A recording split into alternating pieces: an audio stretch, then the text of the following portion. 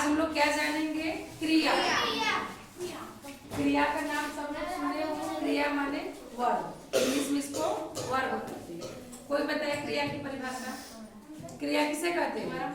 जिस शब्द से किसी कार्य, जिस शब्द पर किसी कार्य का प्रभाव पड़े उसे क्रिया। जिस शब्द से किसी कार्य के होने का बोध होता है उसे क्रिया कहते हैं।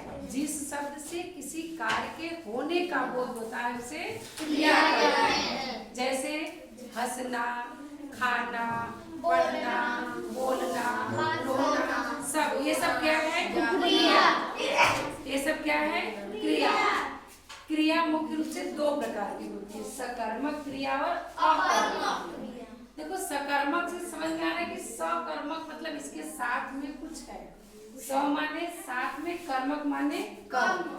सकर्मक क्रिया जो होती है वो कर्म के साथ होती है। किसके साथ होती है? कर्म के साथ। जैसे गीता पुस्तक पढ़ रही है, इसमें गीता पुस्तक पढ़ती है। इसमें पुस्तक क्या है? कर्म है। पुस्तक कर्म है ना, अब पढ़ती क्या है? क्रिया। मतलब गीता कौन सा कर्म कर रही है? पुस्तक पढ़ रही है। पढ़ने का कर्म, पढ़ने का। गीता पुस्तक पढ़ रही है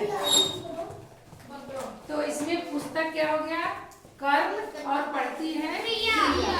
तो समझ में आ रहा है कि इसमें कर्म है, तो ये क्या हो गया? सकर्मक क्रिया।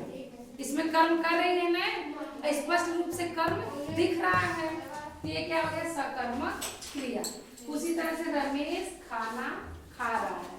रमेश क्या कर रहा है? खाना खा रहा है। इसमें खाना क्या हो गया? कर्म।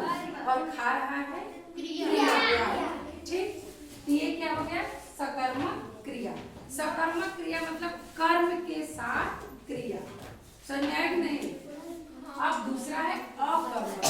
अ माने बिना, अ माने अभाव होता है ना, अ से अभाव, चीज नहीं है।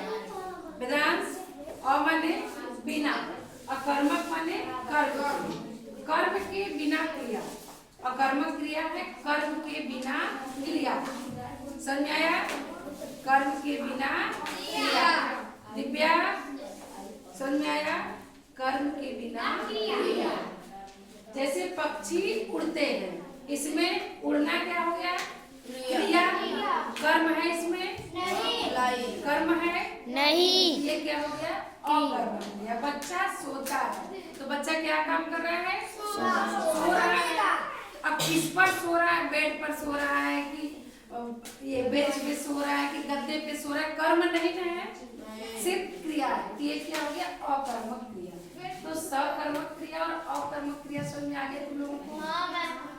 अब निपुण आकलन में आओगे तो करोगे कि भूलोगे? देखो सकर्मक मतलब कर्म के साथ, अकर्मक मतलब बिना कर्म, उसमें कर्म नहीं है। समझ आया?